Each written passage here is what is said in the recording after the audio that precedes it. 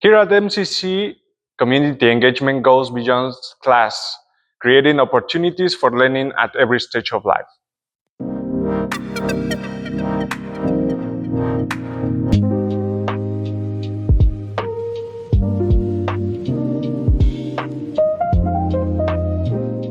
How do you feel about learning technology after so many years?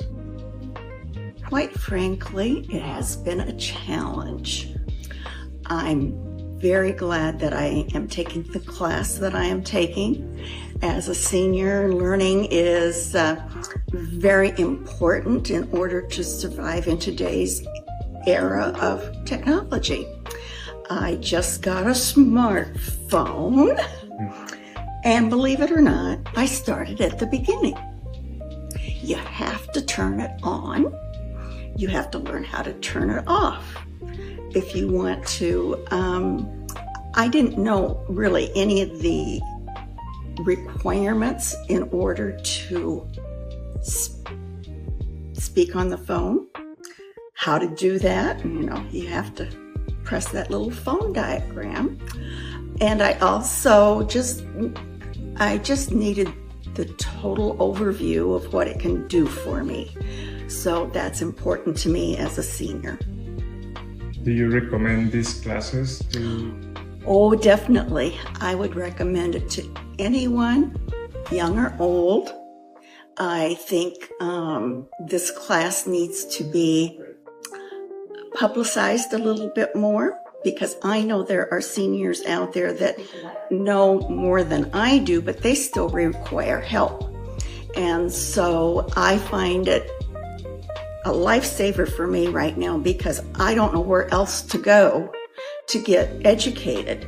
I didn't really grow up with it. I did work with technology, but that's a program that you learn. You learn how to perform that, and when you're not in that, where do I begin?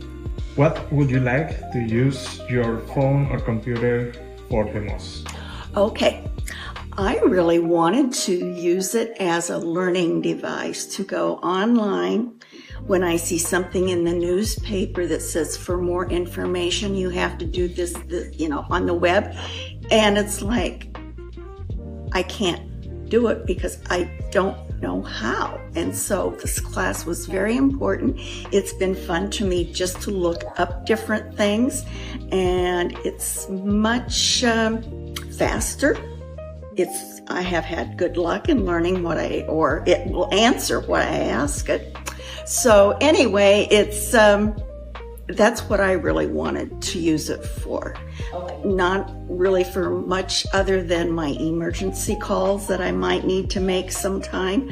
I have a landline phone where I like to have people use that as my main contact source.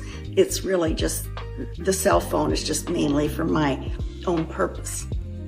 How do you feel teaching someone other than you? I honestly like teaching people that's not myself, because it allows me to pull myself back and kind of rethink about the way I think about topics I use in my day-to-day life. What have you learned from them?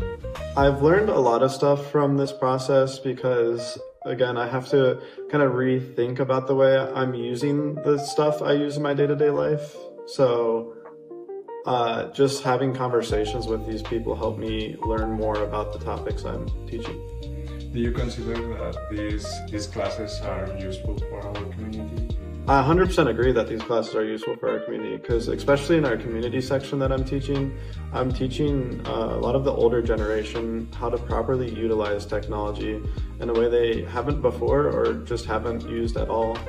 Is it hard to explain them some of the different things that you are teaching? Yeah, I mean 100%, especially against that older generation. It's not as easy to just tell them to whip out their smartphone and go to Google, because not everyone knows how to even unlock their phone. So you got to be able to pull yourself back and do those individual step-by-step processes. Would you recommend promoting more this type of classes? Yeah, I would definitely recommend promoting and doing a lot more classes along this scope, because our community could really use it.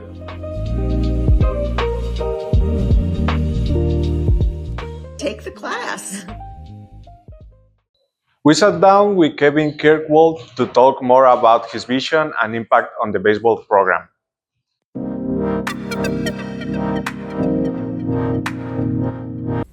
Hello, I'm Ian Larwick. I'm a freshman here at MCC, and I'm here with, Coach Kirkwold. and I'll be the questioner for this interview. So, first question, what brings you here to MCC? I moved to Iowa about 6 years ago and was looking to get back into college coaching as I was a junior college coach back in Minnesota before our move, and relocated to Pella. And this is one of the community colleges that's close to where I live, and had a job opening last fall where I came in as an assistant coach and then was named the head coach at the end of the summer. So, you got a lot of past experience with coaching then? I was a junior college assistant coach for 4 to 5 years, was a high school head coach for 4 years, a high school assistant coach for 4 years, club travel coach for about 10 years. I see, that's cool. Do you enjoy coaching?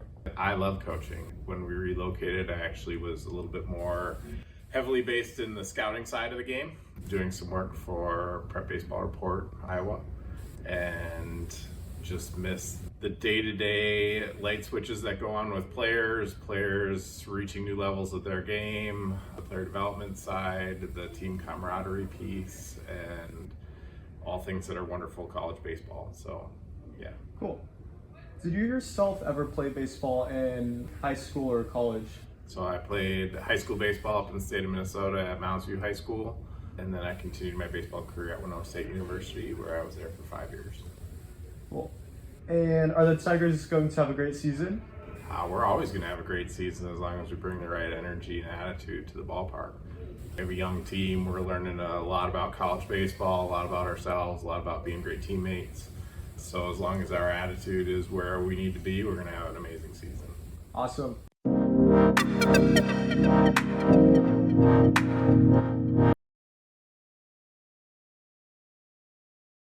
On February 19th, Hot Wings Hot Topics was canceled due to snow. But join us on March 26th for another Hot Wings Hot Topics. The topic being talked about is cancer rates in Iowa. Hope to see you there. Ecology Club has meetings every first and third Friday at noon at room 416.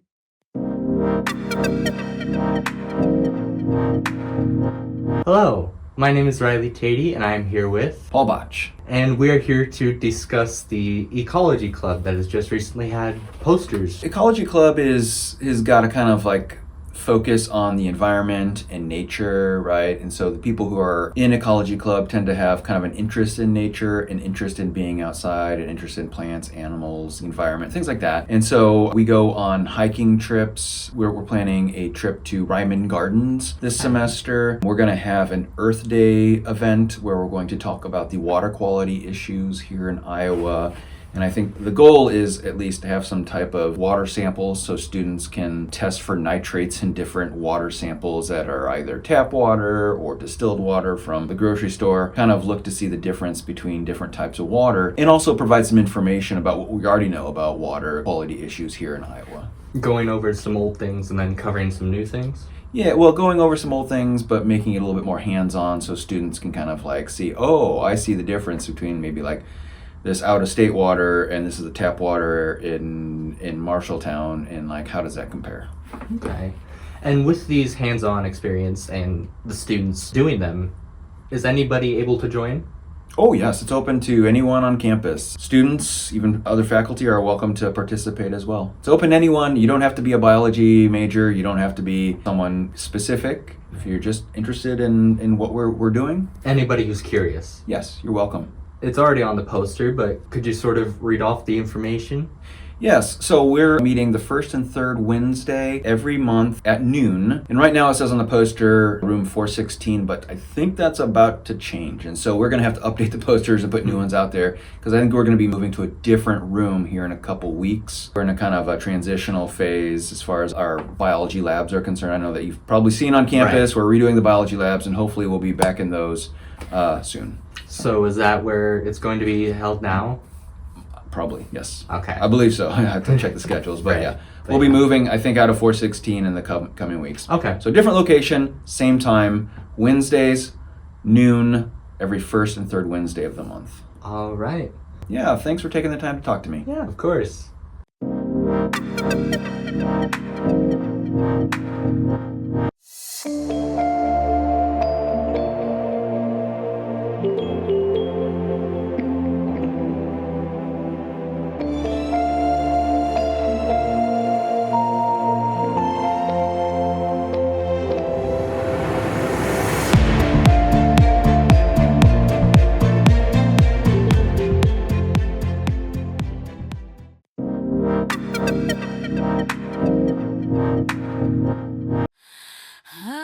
Here's what happened at the International Women's Day panel at MCC.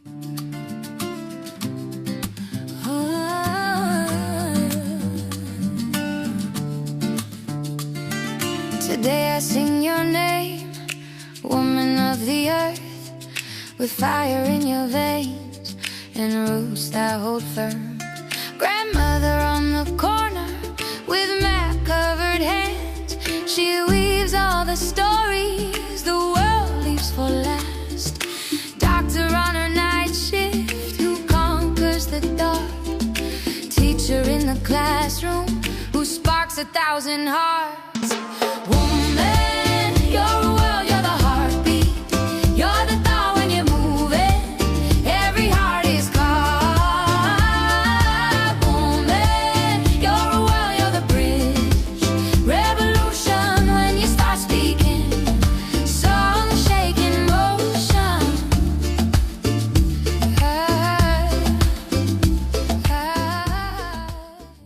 Hello everyone, my name is Ketia. I am an MCC student and today I'm going to talk about the International Women's Day panel. I'll be answering all the questions. What inspired you to attend the International Women's Day panel today? The name itself, International Women's Day panel.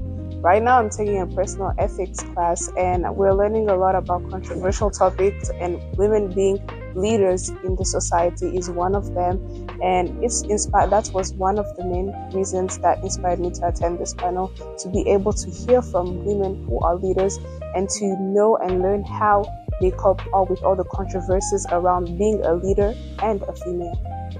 Was there a story or moment from one of the panelists that really stood out to you, and why?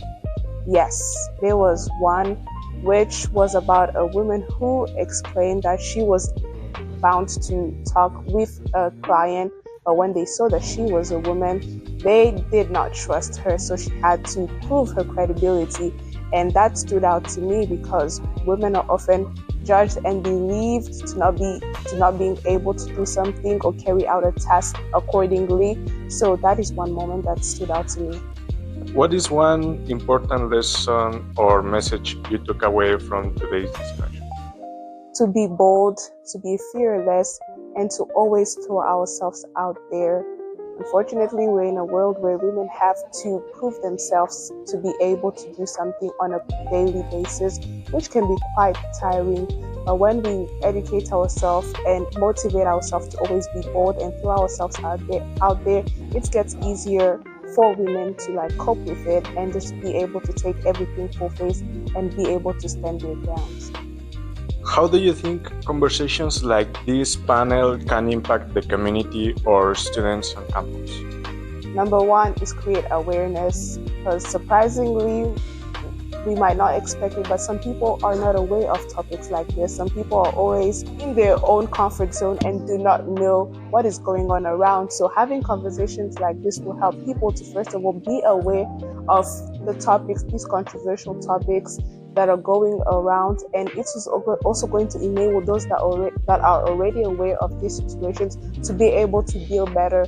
Because I believe one of the advices one of these women gave could have been an answer to a long-lasting problem that any of the people that attended had maybe, and being able to be exposed to such an environment can enable knowledge, and number two, answers, and just be a motivator for whoever sees it and attends an event like that.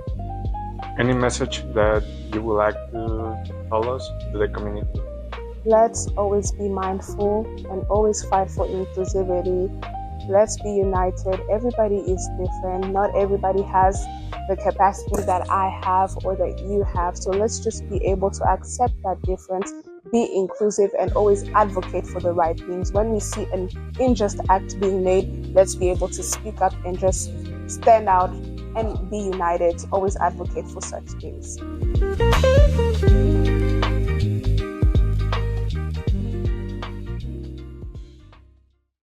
Get your MCC merch now. We accept mobile and card payments. There are massive discounts with all these clothings right here, so just buy it now.